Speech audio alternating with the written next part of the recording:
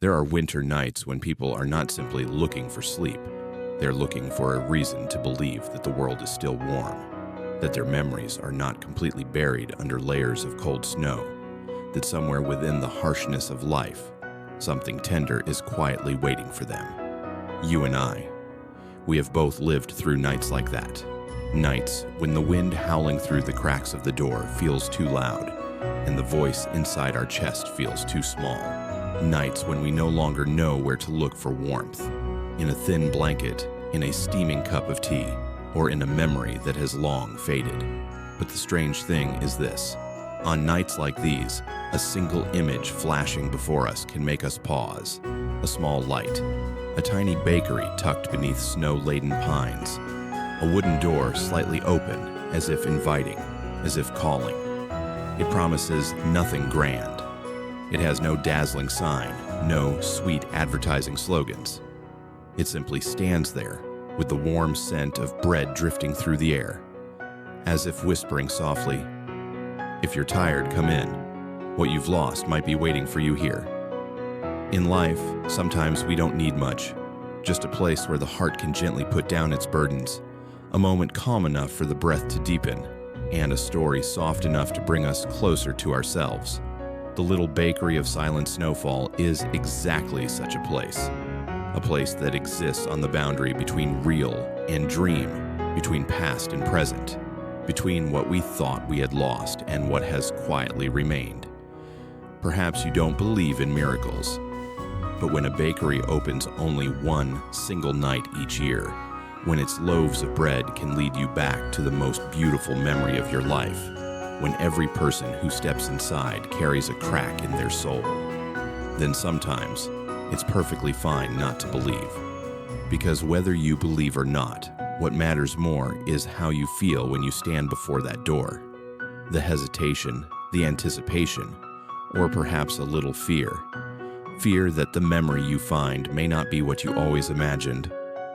Tonight, as you lie down and let your body drift into stillness, let this story open like the small light of that bakery.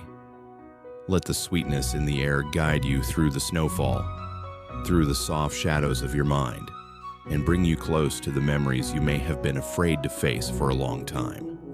Because sometimes the deepest healing does not come from forgetting, but from remembering in the right way. So breathe a little slower. Let your heart soften. Tonight we step into the little bakery of silent Snowfall, a place where the most beautiful things have always been, patiently waiting for you to return.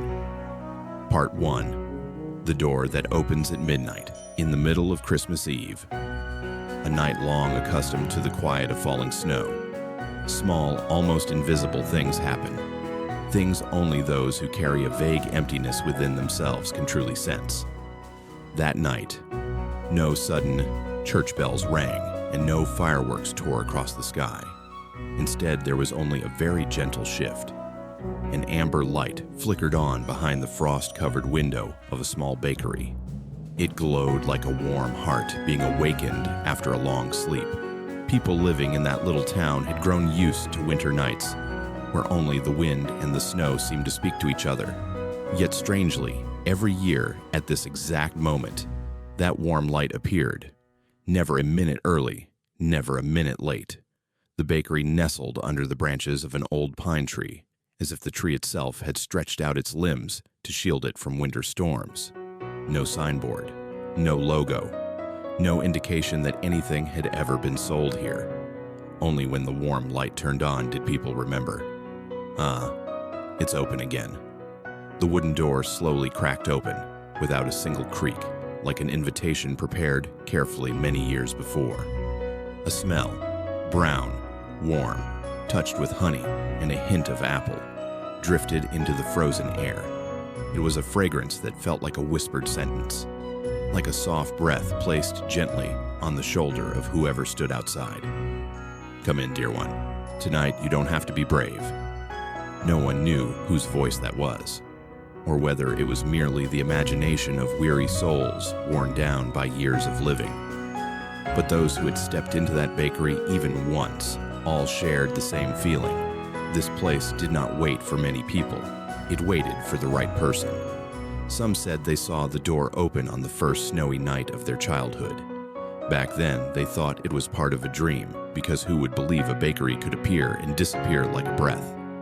Others said they saw it on the saddest night of their lives, when something in their chest felt as though it were being squeezed tight. That night, they thought they had wandered into a white forest until they spotted the warm glow, a tiny spark that kept them from collapsing. And then there are people like you in this exact moment who found your way here unconsciously, as if your feet knew the path better than your heart. You stand before the door, snow gathering on your hair, your shoulders, and on the thoughts you have not yet dared to name. In that suspended moment, you cannot tell whether you are afraid of the cold or afraid of the memories returning, because the sweetness in the air is warm enough to awaken the things you thought you had buried deeply. In the gentle light, bright enough to guide you, yet soft enough not to startle you, you notice the worn lines of the wooden door. They resemble the wrinkles on the face of someone who has lived long with time itself, quiet, patient, enduring. Everything around you seems to slow down. Even the falling snow moves as though following an invisible rhythm. People often say that in the most important moments of life, the world becomes silent enough for you to hear yourself breathe. That night, in the hush of Christmas Eve, you truly hear it, and perhaps that is when you realize this door does not open by accident. It opens for those who still carry something unfinished in their hearts. It opens for those who need to remember a memory that has gone astray. It opens for those standing at the threshold between letting go and holding on. Maybe that is why the bakery needs no sign. The smell of warm bread alone is enough to guide tired hearts home. You step closer, and when the warmth inside brushes against your cold skin, a thought surfaces. A simple English phrase you once heard somewhere. A phrase that always returns whenever a person faces the solitude within themselves. Sometimes, all we need is a place that welcomes us without asking why we came. No one asks why you're here. No one asks what you've lost. No one asks what sadness you're running from. The bakery simply opens its door, and with the gentle glow of a mother's open hand, it says to you, you're safe here. And so, on that freezing Christmas night, when every street sleeps beneath thick layers of snow, you become the first to step inside, like opening a new chapter, not of a fairy tale, but of your own heart. Part 2. The Ageless Baker. Behind the counter glowing with warm golden light, the baker stood like an ancient anchor of winter itself. His hair was so white it was almost translucent, like fine snow resting on a rooftop during a cold night. Yet his face looked impossibly young. Not young in the sense of time, but young in the way someone becomes after setting down all the burdens that age usually brings. There was a serenity in him, the kind found only in those who have touched the deepest end of loneliness, and returned with a quiet smile. Everyone who stepped into the bakery was startled by that appearance, that mix of old and young, as if he didn't belong to any number, but belonged solely to this moment, Christmas Eve, where snow covered the path and time slowed just enough for the heart to hear its own beat. He looked at you. That gaze carried a deep understanding that needed no questions, not curiosity, not judgment, but the gaze of someone who had watched many lives arrive and depart. Many people appear and then vanish into the white night, carrying stories they could not speak aloud. He looked at you as though he had known you for a long time. Not your name, your job, or your daily concerns, but the heaviness in your chest, the empty space you've been trying so hard to hide. And then he smiled, a smile warm enough to make you realize you had just stepped into a place where you no longer needed to act strong. It was a quiet smile, gentle as breath, steady as the roots of an old pine. It was like an unspoken sentence. It's all right. Here, you are allowed to breathe. Because of that smile, the room seemed to brighten a little. Not because of the lamps, but because tenderness that rare makes people want to stop, to sit down, to believe that there are still places created solely to mend the fractured pieces inside them. Rumor had it that the baker appeared along with the bakery itself. No one knew where he came from. No one had ever seen him walking up the snowy hill, and no one had ever seen him leave. The townspeople only knew one thing.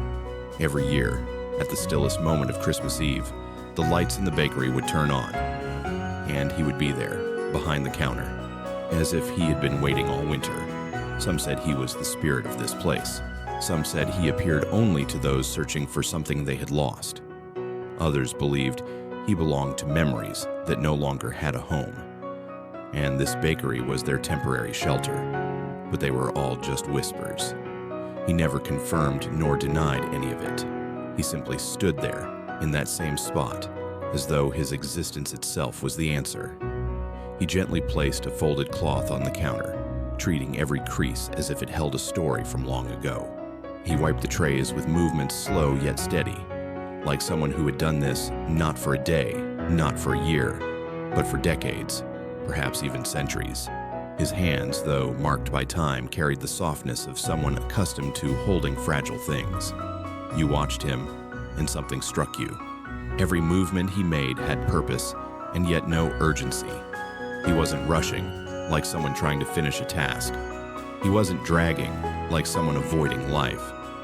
He moved with the rhythm of someone who understood that when you are fully present, nothing ever needs to be hurried. And then you realize that is why his face looks young. Not because time has spared him, but because he has let time go. In the warm room, you hear the wind brushing against the window frame. You hear the soft fall of snow outside. You hear the faint crackle of fire from the oven. Each sound seems to soften your heart a little more. The baker stood there, like a piece of a perfect winter painting, where the light, the fragrance of bread, and the stillness blended into a rare kind of peace. No one knew what he was waiting for, but everyone believed he was waiting for someone. And today, when you stepped in, his eyes brightened, just a little, but enough for you to understand. He had been waiting for you, not waiting for your story, not waiting for what you were searching for, but waiting for the moment you finally became brave enough to walk into this place, a place where memory, pain, and warmth could sit together without fighting for space, without pushing one another away. Because this bakery opens only one night a year, and the ageless baker appears only to those who need a reason to believe they still have something, somewhere, worth returning to. Part 3. The Bread of Memories. On the wooden shelf, at eye level, the loaves of bread were stacked like warm bricks building a house of memories. The golden lamplight filtered through the fogged glass, making each loaf look as if it were breathing. Inside the small room, 3 scents intertwined: cinnamon, honey, and baked apples, forming an aroma that felt both familiar and new. Familiar like the long-ago evenings when someone opened a window to let the cold wind rush into the house, and new like moments you've never lived, yet somehow recognize as part of yourself. The sweetness of cinnamon was sharp, like a gentle reminder that some memories never fade. The honey was warm and deep, carrying the feeling you get when touching something belonging to someone who is no longer here. And the baked apples, slightly tart, soft, velvety, evoked those peaceful days you never knew you would someday miss so painfully. You stand before the shelf, not understanding why simply breathing feels enough to stir a rhythm in your chest that you can't quite name, as if the scents were finding ways to unlock doors long closed, knocking on rooms you thought you had abandoned. The baker walks towards you, his hands light, as though he didn't want to disturb the air. He watches you for a moment with the patient gaze of someone who knows every soul needs time before accepting that it's about to return to somewhere. Somewhere loving, perhaps, or somewhere so painful you once tried to forget it. "Here," he says, his voice low and warm, as if blended from the breath of the oven. "Each person may choose only one loaf." He says nothing more, but the silence after those words rings louder than any explanation. You feel that something waits for you behind this small choice, something not nearly as simple as choosing cinnamon or honey. After a pause, sensing your hesitation, the baker continues, slowly, as though each word had to pass through a long quiet inside him. And the loaf you choose will take you to the memory you need, not the one you want. The air freezes for a heartbeat. You don't know whether you are afraid or hopeful. People often think they know exactly which memory they want to return to. A peaceful evening, a family meal, a hand held in another hand, a laugh from someone who is gone. But sometimes the memories we want aren't the ones that heal us, and the ones we need are the ones we once ran from. The baker seems to understand all of that. He doesn't ask what you are looking for. He knows people rarely choose the thing that will truly make them whole, so he lets the bakery and the scents drifting softly through the room speak for him. You look at each loaf. None have names, none have markings. None give any sign of the memory they hold. It feels like standing at a fork in the night, guided only by intuition. Part of you wants to reach out immediately. Another part wants to turn away and leave. But between those two impulses lies a vague curiosity. The curiosity of someone who has lived long enough to know there are doors that open only once in a lifetime. You gently reach toward the apple loaf. Your fingers haven't touched it yet, but the warmth radiating from it brushes your skin like a call. The scent of baked apples rises, soft, tender, exactly like an autumn afternoon long ago, when someone was slicing apples in the kitchen while you sat by the window watching leaves fall. The baker doesn't urge you. He simply observes, with the look of someone who already knows what is about to unfold, as if the memory within the loaf wasn't yours, but his, and he was returning it to its rightful owner. You pull your hand back, then you reach toward the cinnamon loaf, and pull back again. Finally, you pause before the honey loaf. Its warmth feels like an embrace, and suddenly you understand something. The memory you need is not always the most beautiful one. It is the one that steadies you. Perhaps it is the moment you were left behind. Perhaps the moment you were saved. Perhaps the moment you realized you were no longer the child you used to be. When your hand rests on the loaf, the baker says softly, "Not everyone is ready for their own memories."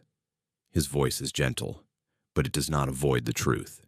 You don't know whether he is speaking about you or about every person who has ever stood where you stand, but you understand that some part of him has witnessed countless reunions between people and the memories they feared. Reunions that are not always easy. You lift the loaf. It is as light as a promise, and warm like forgiveness. You don't know where it will take you, but you know that perhaps it is time to find out. Part 4. The little girl lost in the snowy streets. She was the first to step into the bakery that night. Not because she happened to pass by, not because anyone guided her.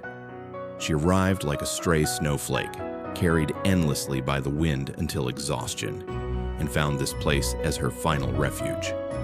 Her thin coat trembled with each draft of cold air, as if it too were struggling to hold on to the last bit of warmth belonging to its tiny owner. Snow clung to her hair, to her long lashes, making her already sad eyes appear even more fragile. The door closed softly behind her, and immediately the warmth of the bakery wrapped around her small frame. A few snowflakes caught in her hair, melted into droplets, sliding down her cheeks like unnamed tears. She didn't wipe them away, perhaps because she had grown used to tears arriving and leaving as a quiet part of every day.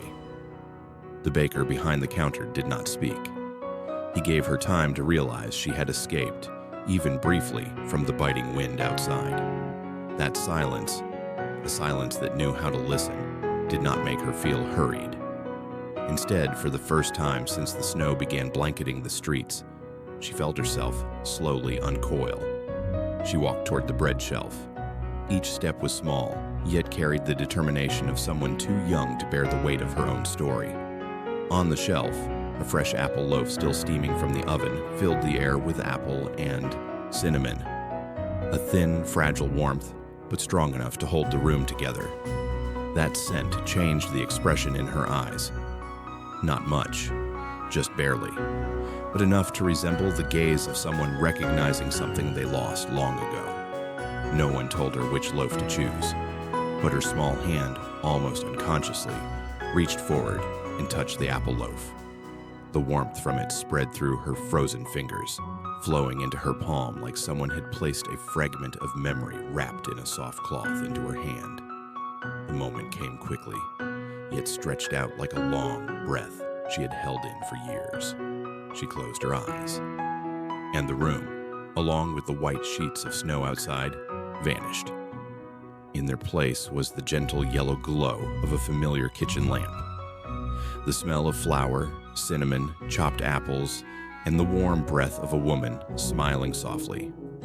Her mother, in a gray apron, turning toward her with eyes that knew how to soothe every fear. Her mother was laying down a tray of freshly sliced apples, saying something tender, a voice the girl once believed, if heard every day, would keep her heart from ever knowing sadness. She smelled her mother's hair, a scent she never realized she missed this much, a hint of chamomile shampoo, a trace of an old coat still carrying yesterday's sunlight, and something else she could never find in anyone else.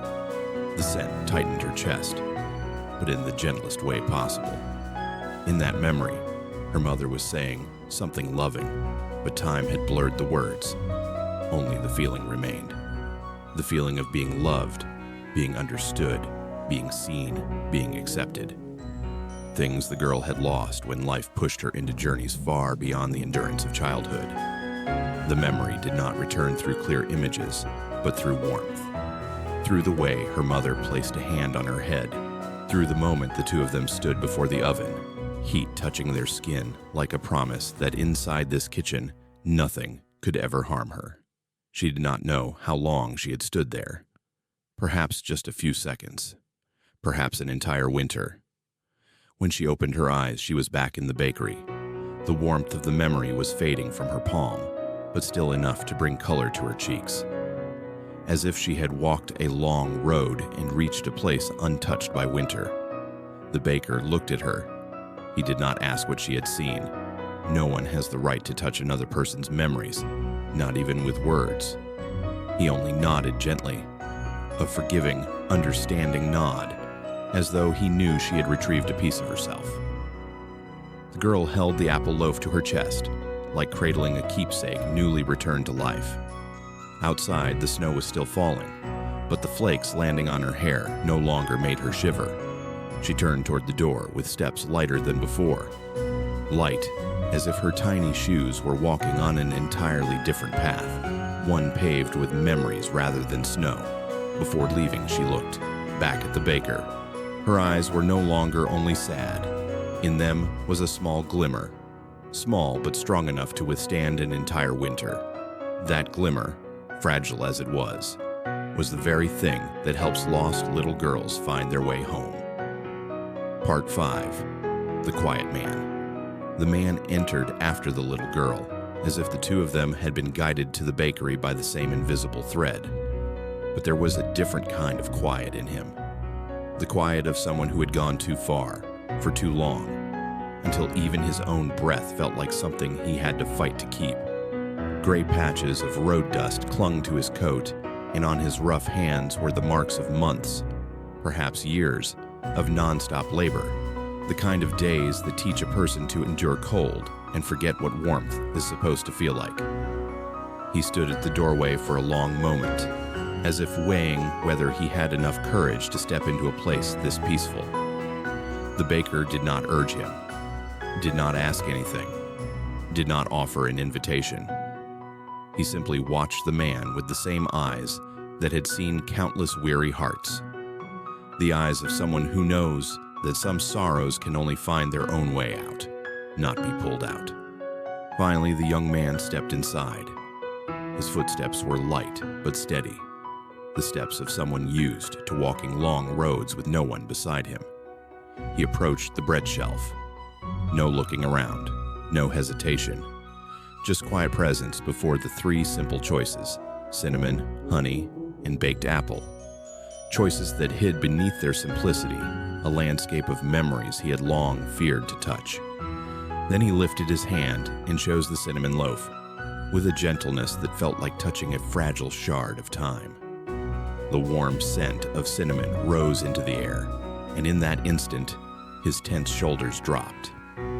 The change was nearly invisible, but enough for anyone observing closely to know he had just crossed an unseen threshold, a doorway leading back to a place he had avoided for years. The warmth from the cinnamon loaf seeped through his fingers like a quiet current, and then the memory opened. His last Christmas Eve with his father, a small kitchen, a dim yellow lamp, wind pounding against the window, his father standing beside the oven, sleeves rolled up, a face lined with hardship, yet lit with a childlike brightness as he said, "This year, we'll bake Christmas bread. Don't overthink it. Just do it with me." He remembered vividly the strong scent of cinnamon, the scent of a winter that would never return. He remembered how his father laughed whenever he messed up a step in the recipe. He remembered the moment they looked at each other and burst out laughing when their first batch burned to a crisp. It wasn't a grand memory. There were no celebrations, no sparkling gifts, no life-changing moments. Just two people standing together in a kitchen trying to make something fun. A small moment, but strong enough to anchor an entire winter in the heart. Not long after that Christmas, his father died, and cinnamon became something he avoided ever since. He didn't want to remember that laugh, didn't want to see that familiar silhouette, didn't want to face the truth that some people leave and never return. But memories never truly disappear. They only fall silent, waiting for the gentlest chance to come home. And tonight, in a warm bakery beneath a lonely snow-covered street, that chance found him. The man opened his eyes. His hand was still resting on the cinnamon loaf, but his eyes had changed, a little clouded, a little deeper, as if an ocean were moving inside them. Not a sharp pain, but a round, soft ache, the kind that makes even a grown heart tremble. The baker asked nothing. He simply observed, never interfering with the memory returning to life, never shaping it into anything else. He understood that each person must walk through their memories in their own way, and his silent presence was enough. After a long moment, the man tightened his grip on the loaf, but instead of holding it like a keepsake, he lifted it as though lifting a farewell. A farewell he had never been brave enough to say to his father. Perhaps he had spent years running from that memory. Perhaps he believed remembering would make him weak. But as the cinnamon warmth brought the memory back, he realized something. What weakens a person is not the memory itself, but refusing to face it. He exhaled softly, as if releasing a burden that had been lodged in his chest for far too long. When he looked at the baker, their eyes met. No question was spoken. No question was needed.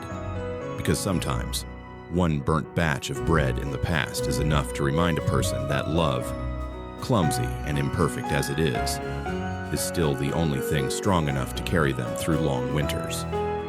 The man turned to leave, the cinnamon loaf in his hand, glowing like a small lantern guiding his way. The snow was still falling outside, but he no longer walked like someone running from something. He walked like someone finally finding his way home. Part 6. The elderly woman by the fireplace. The elderly woman entered the bakery with steps so slow that one might think the snow outside was falling faster than she moved. The old wooden cane in her hand tapped gently against the floor. Soft sounds, yet each one echoed like the long history of a life that had endured far too many winters. Her back was slightly bent, her white hair tied neatly behind her neck, and on her coat, untouched snowflakes made her look as though she had just walked out of a faraway memory. A place where time spreads a thin layer over everything, but never erases what truly matters. She did not shiver like the little girl before her. She was not exhausted like the young man who had just left. She stepped in with the bearing of someone who knew very well what cold was, and knew equally well what warmth in her life once felt like. The baker looked at her with a different kind of gaze, the gaze of someone who recognized a soul mature enough not to need comforting words. He did not walk toward her, nor did he say, "Welcome." With people like her, presence alone was a silent conversation. She stopped before the bread shelf, leaned forward slightly, her clouded eyes brightening with a particular shade when they landed on the raisin loaf. There was something in that gaze, a softness of memory, and also a sharpness that compressed an entire lifetime of love. She placed her thin, dry hand upon the raisin loaf, and in that very moment, her eyes closed. The warm room behind her faded. The wind beating against the window outside vanished. What she heard instead was the crackling of wood in the fireplace of an old house. The house wasn't large, but every grain of its wooden walls carried the breath of two people who had once lived there with all the love they had.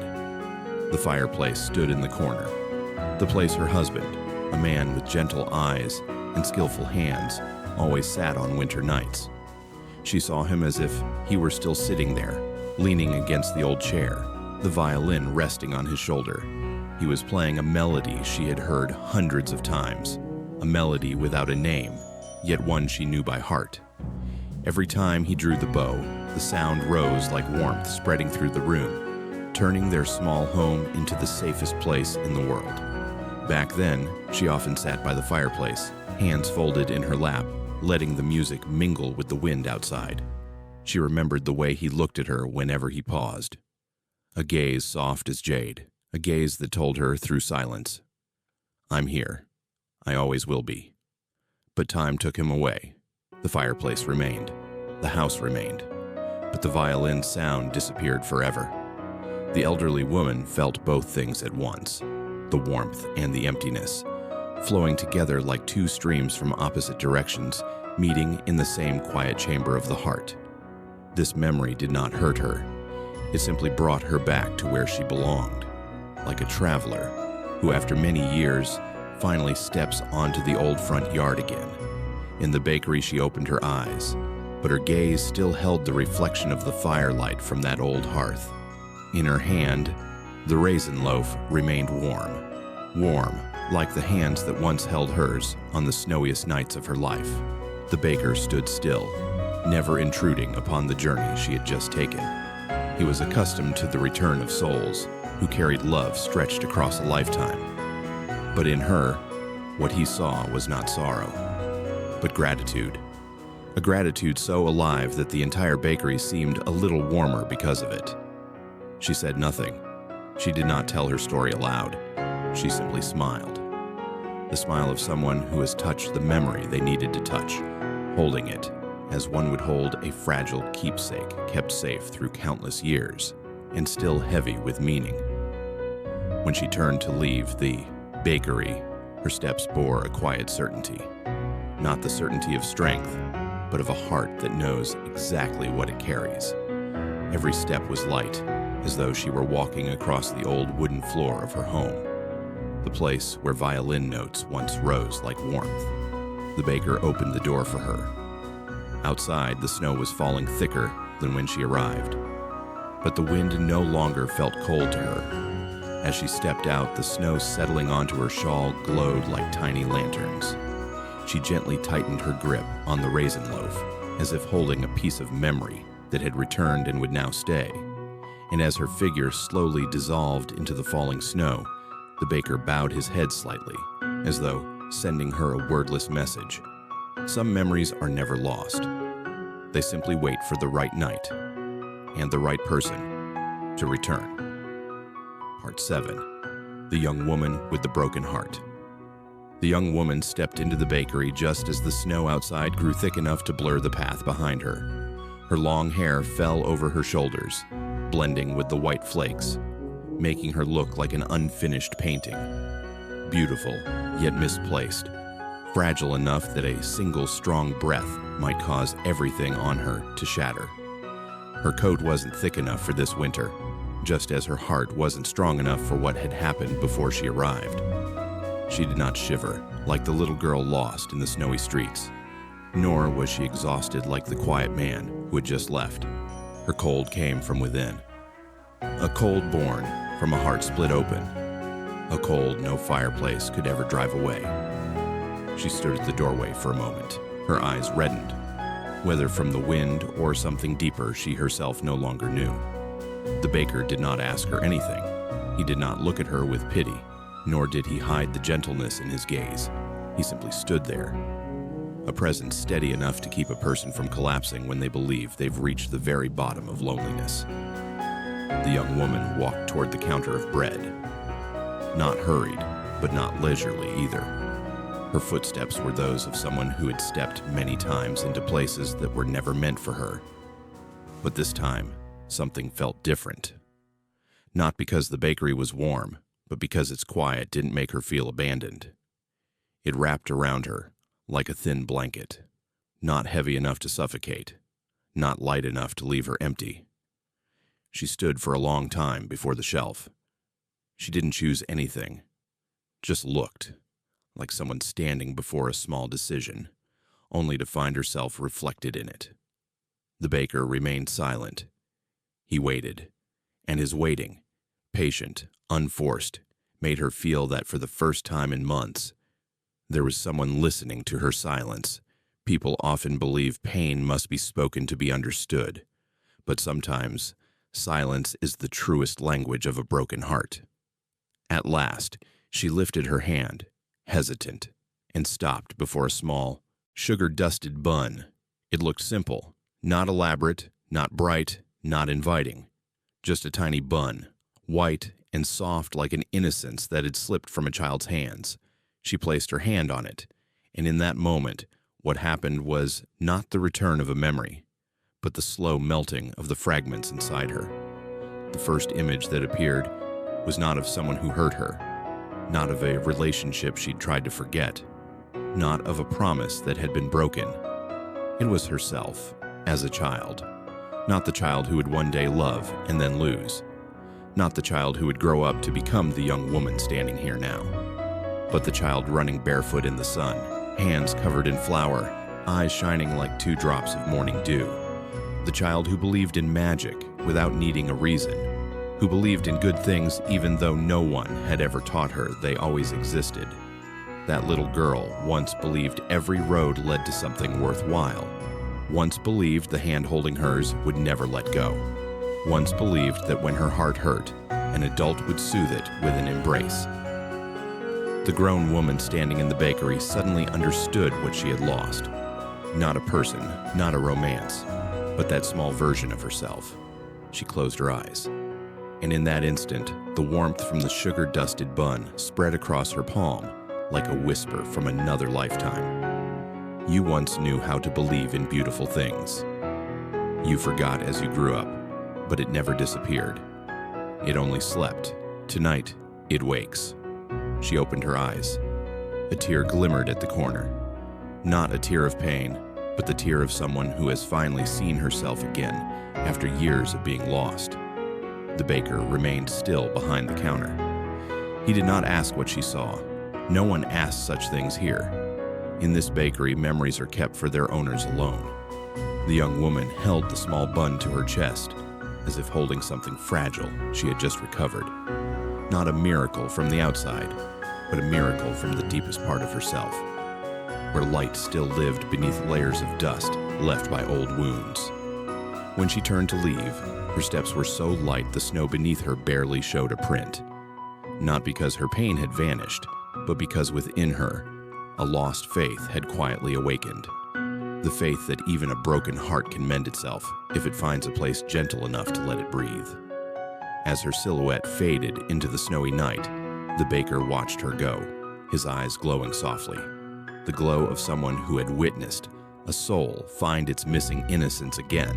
On Christmas Eve, in a snowy street, some homecomings require no footsteps. Only a small, sugar-dusted bun, and a heart willing to open once more. Part 8.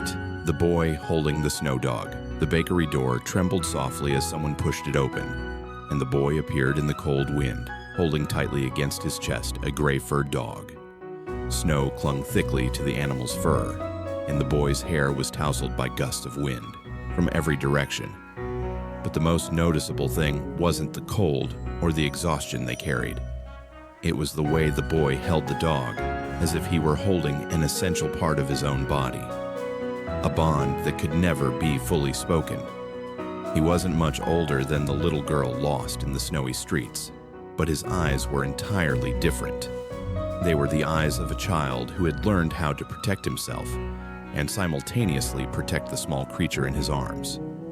Those eyes were both cautious and fiercely guarded, as if he had once lost something enormous and now refused to lose anything else. The baker looked at him with a particular kind of gaze, the gaze of someone who understood children who didn't come here out of curiosity, but because life had forced them to grow up too fast. He did not call the boy over. He did not step closer. He knew some souls only approach warmth slowly, carefully, to make sure it isn't another trap disguised as hope. The boy walked toward the bread shelf, the gray dog still curled in his arms, its small head resting against the boy's chest, its round black eyes observing the world with a rare calmness for an animal that had once lived in the cold. The boy looked at each loaf, cinnamon, honey, apple. But when he saw the steaming hot milk bread, he stopped. Not because it was his favorite, but because it carried a kind of warmth he hadn't felt in a very long time. He touched the loaf, and the warmth spread across his small hand, up his thin arm, opening a door to a memory he thought he had locked away to keep himself from hurting. It was a blizzard night, not the beautiful kind of snowfall seen in Christmas stories, but the kind that lashes at your face, the kind of wind that can blow away the lightest things in a person's life, including safety. Back then, the boy was alone. The road home was long and empty, and the streetlights faded as the wind grew stronger. He didn't look for shelter because there was no shelter to look for. But beneath the small awning of an abandoned house, he found it, the gray dog. It was curled up, shivering violently, its eyes wide with fear. No one knew how long it had been there or what it had endured. But the boy, though frozen to his fingertips, stepped closer. He took his old scarf and wrapped it around the dog's belly, then sat beside it, sharing the little warmth he had left. In that moment, amidst the blizzard and the darkness, two small beings, one human, one dog, found each other as if they had found a reason to keep going. The boy felt the dog's trembling breaths, and the dog sensed he was not a threat. They leaned into each other, sharing the faint threads of warmth still remaining in the world. As the memory faded, the boy stood in the bakery, his hand still resting on the hot milk bread. The gray dog lifted its head to look at him, as if it too remembered the night they first found each other. The boy bent down slightly, touching his forehead to the dog's, the gesture of someone who has learned that some understandings need no words at all. The baker quietly observed. He did not speak, did not smile. He simply stood as someone who knew exactly what had just taken place. A loaf of bread, a memory, and a friendship stitched back together with the warmth of something that once saved them both. The boy lifted the dog into his arms again, holding it closer. No one had taught him how to love an animal. No one had given him a reason to believe that love in this world could come from coincidence. But life sometimes gives the smallest people the biggest gifts, a companionship that asks for nothing except the simple truth that both of them need each other. The boy turned to look at the baker, not with gratitude, not with a plea for comfort, but with the gaze of someone who understands that certain encounters can change a life forever. The baker nodded very softly, a gesture as small as a blink, but the boy understood it perfectly. A blessing to carry forward the warmth he had just reclaimed, but not the cold of the memory that came before it. The boy stepped out of the bakery. The snow was still falling, but it no longer felt threatening. In his arms, the gray dog pressed its head against his chest, as if to say it was still here, still alive, still belonging to the one who found it on that stormy night. As their two small silhouettes disappeared into the snow, the bakery returned to silence, but the warmth of the memory that had been awakened remained, floating, persistent, a quiet testament that even in the harshest winter, Some encounters are warm enough to shift the entire course of a child's life. Part 9. The Traveler Who Finally Stopped. The bakery door opened once more, this time heavier, as if the person entering had used the very last of his strength. A middle-aged man appeared at the threshold, his thick coat covered in snow, his steps dragging softly like someone who had walked so many roads he no longer remembered which one once belonged to him. His shoulders sagged beneath a weight no one could see. Not belongings, not luggage, but years and years of having no place to rest. He stood there for several breaths, as though making sure the warmth drifting from the bakery was not just an illusion born from exhaustion. Then he stepped inside and closed the door behind him. The warmth embraced him instantly, the scent of bread, the soft golden light, the silence preserved like a nameless ritual. The baker watched him with the eyes of someone who had witnessed countless wandering souls find their way back, and never once asked how long they had been gone. The traveler said nothing. He simply bowed his head slightly, a greeting reserved for places one is grateful to be allowed to shelter in, even if just for a single night. He walked toward the bread shelf with slow, steady steps, not hesitant, but the steps of someone who no longer expected anything from life, yet still hoped a small thread of warmth might ease the heaviness in his chest. On the shelf, the breads all carried gentle scents: cinnamon, apple, honey. But the man looked only at one, the pale golden honey loaf, glowing softly like a tiny sun hidden in the middle of winter. He reached out and touched it, and instantly, warmth ran through his numb fingertips, into his palm, and then into his chest, as though this loaf had been baked not just with fire, but with the very memory he had dropped somewhere along the way. He closed his eyes, and suddenly, he was no longer standing in the bakery. He saw a small house with a snow-covered roof, nestled in a valley where the wind blew gently, and winter was never too harsh. The door opened, and there she was, his mother, the woman with hands roughened by years of labor, but eyes gentle as dawn. The air carried the scent of warm honey she always made whenever the weather turned cold. He remembered that night clearly, the first snowy night of his life. He'd been so small, his feet freezing, his hands purple from the cold, too frightened even to cry because he thought if he cried, the cold wind would slip into his chest. But his mother had held him tightly, an embrace strong enough to let him know that in this vast world there was at least one person who would never let him be lost. He remembered the smell of her coat, pine wood, fireplace smoke, and honey dissolving in warm steam. She pressed his face against her chest and whispered something he no longer remembered word for word. Only the feeling remained, the feeling of being loved without needing to deserve it, the feeling of being held without needing to prove anything. That memory returned like a warm stream flowing through layers of ice that had built up in his heart for years. A gentle but persistent current, carving its way through terrain hardened by time. The first tear that fell was not from sadness, but from longing, and from the truth that in all his wandering years, he had never again found an embrace as safe as the one his mother gave him that night. When he opened his eyes, the bakery was still there. The lights, the shelves, the baker quietly standing behind the counter. But something in him had shifted. A very small but very deep corner of his heart had begun to thaw. The baker did not ask what he had seen.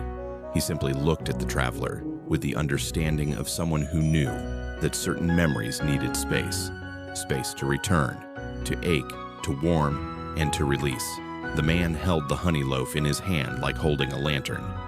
Not to light his path, but to remind him that on every road he walked, no matter how far the snowstorms carried him, there had once been someone who held him with everything she had. He bowed to the baker, not for the bread, but for the chance to touch the most original memory of his life. The memory of the first love, and perhaps the last, that ever made him feel he belonged to someone. As he stepped outside, the snow no longer seemed as frightening as when he arrived. The night was still cold, but no longer indifferent. The world felt wider, yet somehow less lonely. The baker watched him go, his eyes filled with the quiet understanding of someone who knew. Some journeys begin in exhaustion, but end with a memory warm enough to turn an entire life toward the light. Part 10, the piano begins to play. Inside the small bakery in the snowy night, everyone stood in silence for a long while after their memories had returned one by one, each carrying a private warmth that had just been awakened. The little girl with the apple loaf in her hands, the young man still scented faintly with cinnamon, the elderly woman holding her soft raisin bread, the boy clutching his snow-colored dog, and the traveler, whose tears still glimmered at the corner of his eyes. They did not speak to one another, but the silence between them was not heavy. It felt like soft wool gently stitching them together with an invisible thread. Then, while they were all standing there, quiet, holding the pieces of memory they had just touched, a sound as soft as mist rose into the air, very light, very faint, like a single note falling onto a wooden table and dissolving into the atmosphere. A piano. No one knew when it began. No one knew who was playing. The bakery was small. Whoever came in or went out could be seen clearly, and none of them, not even the baker, was standing near any instrument. Yet the sound continued, clear, gentle, familiar, so familiar that one could almost believe the piano had always been there, waiting for a night still enough to speak. It wasn't grand music, not a technical display, not a dramatic performance. It was simple notes, sometimes slightly off, like a breath stumbling, sometimes round and warm, like drops of melted snow, as if an invisible hand were feeling its way across the keys, unhurried, unpretentious, just wanting to tell a story without words. The baker looked down at the wooden floor, as though he heard something deeper than sound, not the melody itself, but the movement of the hearts that were listening, the thing he had spent countless winters learning to read. The little girl took a bite of her apple bread, sweet, warm, tender, and her tiny hand tightened. She didn't remember hearing this melody before, but she knew it filled her chest with a feeling that only children raised in unconditional love understand intimately. Safety. Each note whispered, "You are still loved, even when you don't know you need to be." The young man stood quietly, his gaze following the curve of the space where the sound seemed to emerge. The cinnamon scent on his hands blended with the rhythm, carrying him back to the last night he spent with his father. A night when his father's laughter rose and mixed with the wind.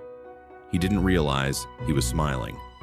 A small, fleeting smile, yet enough to warm something inside him that had been cold for far too long. The elderly woman closed her eyes, her head tilting slightly toward the melody. In each note, she heard her late husband's violin, not the real sound, but the tremor that had always accompanied it. Her memory didn't return as images, but as vibrations. She let out a soft sigh, the sigh of someone placing a hand over her heart just to confirm that it still knows how to tremble because of love. The boy with the snow-colored dog sat down on the floor, leaning his back against the counter. The dog squinted its eyes, as if the piano could chase away every howl of the blizzard from that night long ago. The boy didn't know the name of the song, but understood that this sound belonged to people who had once been so cold they forgot warmth was possible, and who were now slowly relearning it. The older traveler held his honey loaf against his chest, as though he were holding the first snowy night of his life. The piano reminded him of the warmth from his mother's arms that night. Not a specific memory, but the very sensation that made his tears fall soft as dust like rain. And the baker, oh, he still stood there, steady as an ancient pine, his eyes turned toward the corner of the room, where the music continued though no one could see a piano or a player. He looked as though he had seen this scene many times. Every winter, every time the bakery opened, every time memories returned and began flowing like thin streams to the melody. He knew the piano wasn't there to beautify the place or to warm the air. It had come to reconnect the cracked pieces in the hearts gathered here. It did not fix them, did not replace anything. It simply laid a thin layer of music over the wounds, just enough for the listeners to realize that even wounds can soften. The music lingered for a few minutes, then quieted. Not stopped, just quiet, like someone pausing their breath to listen to their own heartbeat. No one in the bakery asked, "Who's playing? Where's the piano? Where's the music coming from?" Those questions were too small compared to what they had just felt. A gentle stillness settled over the room. A stillness not born from silence, but from peace. The peace of people who had just touched themselves again through a sound that seemed to come from nowhere. The baker looked at each of them, as if to confirm that the music had done its work, not more, not less, stitching the torn corners of their souls with a thread no one could see but everyone could feel. And then he returned to his oven, as if the piano had never interrupted his work. But inside each person, a sound continued. Not the piano, but their own, from the parts that had just been touched by a nameless gentleness. When they looked at each other, no one spoke, but their eyes had changed. In them was a shared understanding that on a quiet Christmas night in a small bakery, a song with no visible player had brought them closer to one another and closer to themselves. Part 11. The Snowflake. That stood still outside the bakery, the snow had stopped falling, not because the wind had died down, nor because the sky had suddenly decided to grant the world a peaceful night. The snow stopped, as if winter itself were holding its breath, listening to the delicate shifts happening inside the warm room behind the fogged window pane. Under the faint light hanging from the eaves, some snowflakes hovered in midair, not touching the ground, not drifting forward, simply hanging still, as if suspended in a moment time refused to let pass. If someone watched long enough, they might think nature had forgotten to continue its work. But that wasn't the truth. There are rare moments in life when the universe, or whatever force turns this world, chooses to pause for a beat, not to rest, but to wait for humans to finish the quiet journeys unfolding inside their hearts. And tonight, this snowy Christmas night, was one of those rare moments. From inside the bakery, through the warm mist on the glass, the unmoving snowflakes looked like thousands of quiet punctuation marks in a story still being written. No one inside noticed them. They were each wrapped in the memories that had just resurfaced.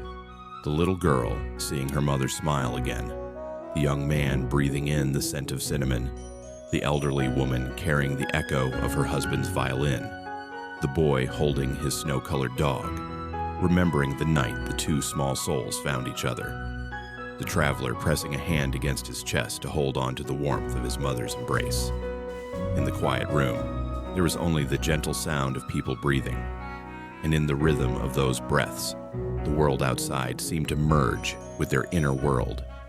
Still, slow, listening. The snowflakes were not still because of the cold, but because something inside that small room was warming and radiating outward, enough to make the sky itself pause and observe. The baker lifted his head slightly toward the window. His eyes were as calm as always, but the corners glimmered, as if he had witnessed scenes like this across many lifetimes. He knew that on the rare nights the bakery opened, the world did not follow the logic of ordinary days. It followed the rhythm of the souls who had just touched the memories they had long forgotten. He wasn't surprised to see the snowflakes stand still. He simply nodded, as if greeting an old friend. Because he knew, when people's memories return, nature itself pauses so they can see clearly what they left behind. The little girl stood near the window, her apple bread still warm in her hands. When she looked out, her gaze settled on a single snowflake suspended in the air. It was so small she had to squint, but when she looked closer, it wasn't spinning, wasn't drifting, wasn't falling. It stood, still, as if waiting for an answer. She placed her hand on the glass. In that instant, she didn't think. She simply felt her heart become still, as if the stillness of the snowflake had stopped the trembling inside her. The young man behind her followed her gaze. He couldn't see the snowflake as clearly as she did, but he felt the quiet outside. A quiet not heavy like loneliness, but light. like someone being released from something that had held them down for too long. He placed a hand over his chest, where the warmth of cinnamon remained, holding the echo of his father's laughter. And in the stillness of the snow, he understood. Some memories don't need to hurt in order to exist. The elderly woman, sitting near the oven, also looked toward the window. The unmoving snowflake reminded her of winter nights long ago, when her husband's violin filled the air. Back then, every melody seemed to slow the snow, as if nature itself paused to listen to the musician. Tonight, the snow stood still again. The violin was gone, but its memory wasn't. And she realized, true love does not disappear when someone leaves. It simply changes shape, sometimes becoming a snowflake suspended in the air. The boy with the snow-colored dog saw the snowflake with a different wonder. He wasn't thinking of philosophy, or memories, or the past, or the future. He simply believed the snow was listening to everyone's stories, and that thought made the world feel less frightening, less vast.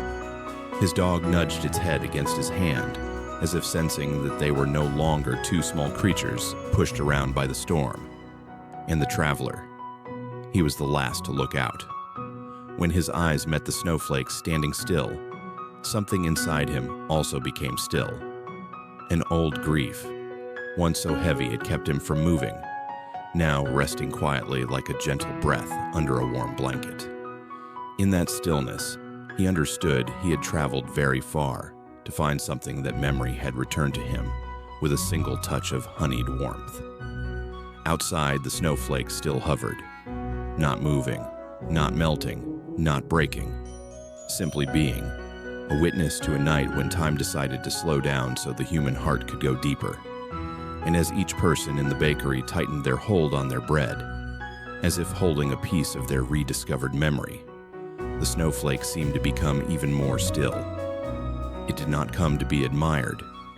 It came to remind them that even nature knows how to welcome the moments when humans meet themselves again.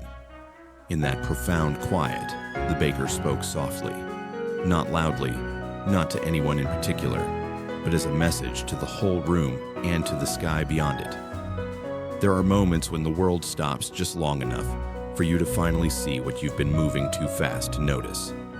And truly, that night, the snow stood still, not because the wind had stopped, but because the human heart had begun to warm again. Part 12. The truth about the bakery. The warm room of the bakery was so quiet that one could hear every breath taken inside it.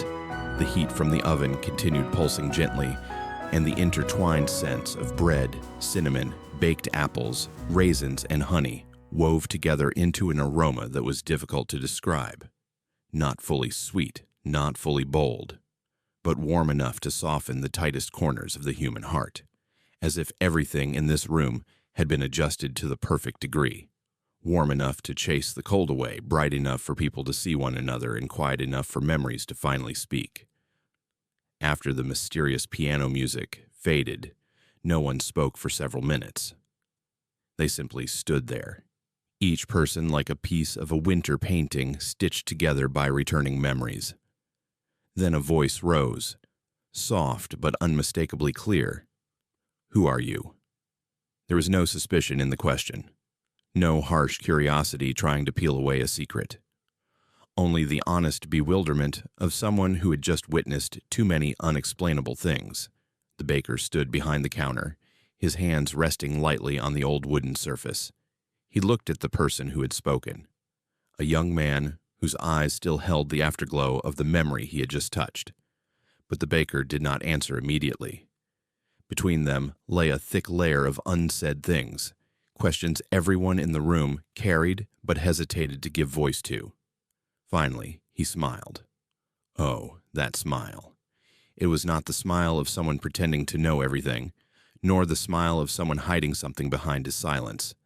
It was the smile of an elder laying a gentle hand on the shoulder of a child who had just awakened from a long dream, tender, patient, with no intention of causing worry.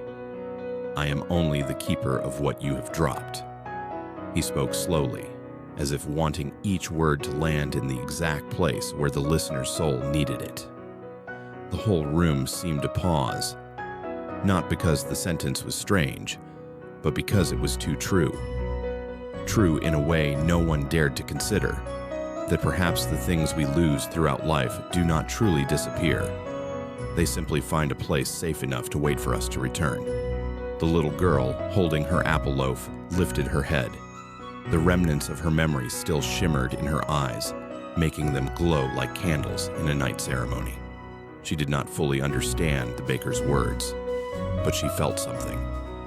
Felt it the way only a child's pure instincts allow, that the story held by her apple loaf was not a coincidence. The young man tightened his grip on his cinnamon bread. The sentence made him freeze, as if someone had placed a hand on the broken pieces inside him, not forcing them to close, but preventing them from shattering further. The elderly woman placed her raisin loaf on her palm, her deep eyes shaped by long nights accompanied by a violin, fixed on the baker. The lines of her face trembled ever so slightly when she heard the phrase, "the keeper of what you have dropped," because it struck the very thing she had carried inside her for years without speaking to anyone. The boy holding his snow-colored dog slowly sat down on the floor, his gaze still locked on the baker. Beside him, the dog lifted its head, as if sensing the warmth radiating from those words. A warmth not born from the oven, but from a kind of faith the boy had not dared to hold for a long time. The traveler pressed the honey loaf against his chest, his palm trembling slightly. He understood the meaning instantly, because in his memory, he had once dropped his mother's embrace, and tonight somehow it had been returned to him. The baker continued smiling. His eyes glimmered, not like someone about to cry, but like someone who held countless truths without needing to speak them. Those eyes gave the feeling that he carried winter within him. Not the cold of winter, but winter's way of sheltering all fragile things. Then, "Why only one night?" someone whispered. The baker did not respond at once. He walked toward the window, where the snowflakes still hovered mid-air, proof that the world had paused to listen. He looked outside, then spoke softly, almost like a sigh wrapped in calmness. Because some things return only when the heart is still enough. All our lives, we move too fast. We drop countless important things and never turn back to pick them up. One night is enough. Just one night, so they know they are still being waited for. He turned back. His gaze, now slow and deep, fell on each person, each face, as if he were looking past their coats, past their memories, past their silence, straight into the exact thing each of them had lost. And suddenly, the entire room became quiet in a sacred way. No one asked another question, because they understood. This bakery needed no explanations. This baker needed no title, and what they received tonight could never be explained with logic. Everything they needed to know, and everything they could know, was contained entirely in one sentence. "I am only the keeper of what you have dropped." A sentence soft enough to make their hearts tremble, like strings touched lightly. A sentence true enough to make them realize that nothing they thought they had lost forever was ever gone. It had only been waiting, patiently, as a snowflake standing still in the winter night. Part 13. The Farewell of Magic. The church bells rang from afar, each chime steady as the deep breaths of a city fast asleep. 1 a.m., a moment too late to still be called night, yet not early enough to be considered morning. Inside the small bakery, the lights softened. Not abruptly, not with a sudden flicker, but dimmed gently, like someone slowly closing their eyes after a long day. The warm yellow glow grew softer, spreading across the wooden tables and floor like a thin blanket draped over the hearts of everyone standing in that cozy room. No one spoke. No one wished to break the silence that had woven this night together. The bakery at that moment felt like a box filled with warmth, memories, and gratitude. A box that, if opened too quickly, might let all its fragile contents slip into the wind. The little girl hugged her apple pie to her chest, her eyes still shimmering with the gentle light of the memory of her mother. Though she did not yet understand the world, she knew one thing with startling clarity. Tonight, her heart felt lighter, so light that she sensed someone had quietly placed back a gift that had always belonged to her, one she had forgotten she'd lost. The young man remained by the pastry shelf. His hands, which had trembled earlier under the weight of nameless memories, had now steadied. He said nothing, but deep within him was an admission he never thought he could make. He felt at peace, as if, tonight, a part of his father had returned, not in form, but in acceptance. The things that had happened no longer hurt him the way they once did. The elderly woman in her thick shawl gently touched her raisin bread. Her hands trembled, not from age, but from the return of an old violin memory, a warm, lingering echo she once believed was gone forever. She understood that tonight, her husband had not returned in a physical sense, but through sound, through feeling, through the stillness of the snow. She had met him again in the gentlest way possible. The boy and his snow-colored dog sat near the oven. He rested his head on the dog, and the dog rested against him. Two small beings who once found each other in a blizzard, now sitting quietly in a night without wind. The boy didn't have many words to describe what he felt, but he understood, in a heart lacking vocabulary, but rich in instinct. Tonight, he was reminded that the world still had places that did not want to lose him. The older traveler kept his eyes closed for a long moment, and in that moment, the last lingering tear slipped down, not making him feel weak, but falling like a frozen field, thawing under the first touch of spring. A moment where he no longer needed to hide his pain, nor cling to it. His lifelong longing for his mother, carried like a heavy suitcase, felt lighter now, as if someone had taken part of the burden he never dared to release. In all this stillness, the baker stood behind the counter, his palms resting gently on the old wooden surface. He looked at each person, not with scrutiny, but with recognition. Recognition that each of them had taken a journey tonight. A journey that lasted only minutes, but equaled a portion of a lifetime. The light softened even more, as if the bakery itself was exhaling, a sigh of a place that had fulfilled its purpose for the night. Not a heavy purpose, not a miracle, just the gentle task of helping people find the parts of themselves they had dropped along the way. The distant church bell drew their heads slightly, reminding them that time had begun to move again. The snowflakes outside, frozen in place all this while, began to turn slowly and descend. The small world was returning to its ordinary rhythm. Then, as if knowing everything meant to happen tonight had already happened, the baker nodded.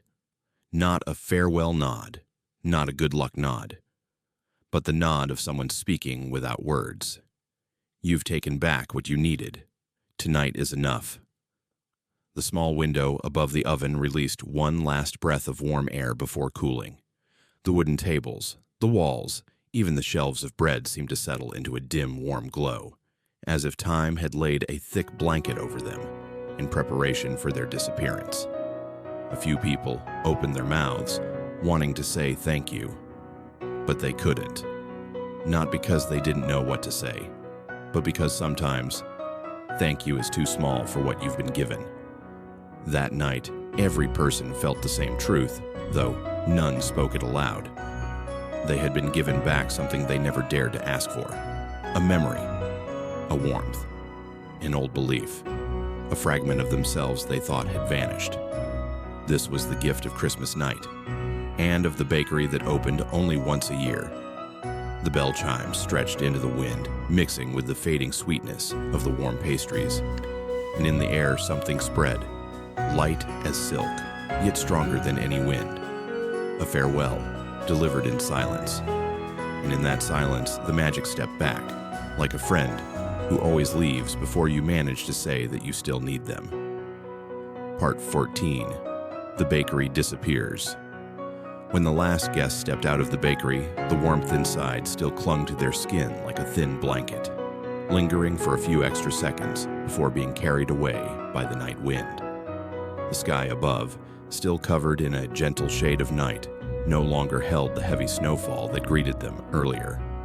The snowflakes had returned to their normal rhythm, no longer frozen in place, no longer slowing down, and not vanishing either. They drifted freely, lightly, as though they had completed the quiet task of listening to the stories inside that small room.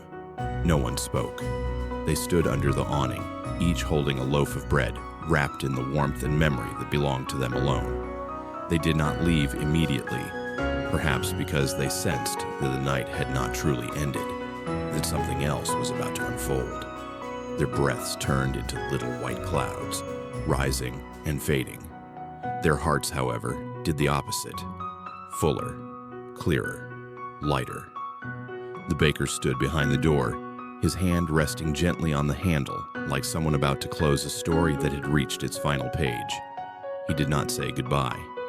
He simply looked at them, one by one, with eyes deep and clear as winter. Eyes that did not say, "See you again," nor farewell, but something deeper. "Tonight, you found yourself again, and that is all I ever wished." The bakery door closed with a very soft click, so soft that without paying attention, one might think they imagined it. Everyone remained still for a moment longer. There was something strange. Even though the door was closed, they could still feel warmth radiating outward, as if the bakery was no mere place, but a heartbeat, a breath, a living memory. Then, very slowly, the first person turned back. A glance over the shoulder, a tiny movement, but enough for the others to follow, and they saw the thing they would carry with them for the rest of their lives. The bakery was gone. There was no trace of it on the snow. No footprints, no lights, no creaking hinge. Only a stretch of untouched, quiet white. No sign at all of the place that had held the warmth, memory, and miracles just minutes before. The little girl gripped her mother's hand, her eyes wide. Not with fear, but with the wonder of a young heart witnessing something far beyond what it can explain. She tilted her head toward the sky, as though asking winter itself whether what she saw was real. The young man looked down at the loaf he held. The scent of cinnamon was still there, the scent of his last Christmas with his father. He realized the bakery's disappearance no longer mattered. What he carried now was what truly mattered. The elderly woman stood silently for a while, then smiled softly. A smile deep as the long years she had lived. She understood. There are places in life created not to be found again, but to disappear at the right time, to remind us that some memories can only be given back, not searched for. The boy hugged his snow-white dog tightly. The dog looked up at him, tail gently wagging. He tucked the warm milk bread into his coat and felt its heat spread across his chest. He understood, through the childlike clarity reserved for truths too big for words, that tonight was not about a bakery. It was about knowing that amid the blizzards of his life, there would always be a place quiet enough to welcome him in. The older traveler closed his eyes for a few seconds. He did not search for traces of the little house, nor for reasons or explanations. His hands rested on the honey loaf, as if resting on his own heart. He knew the memory of his mother's embrace, the warmth she once gave him, had returned tonight, and that miracle needed no physical place to survive. They stood there. No one said a word. The silence between them was not empty. It was so full it felt almost touchable. And then a gentle wind blew through, not cold, not strong, just enough to carry a faint scent. The scent of freshly baked bread from a bakery that was no longer there. It drifted into the air, rising and dissolving into the night sky like a farewell that needed no words.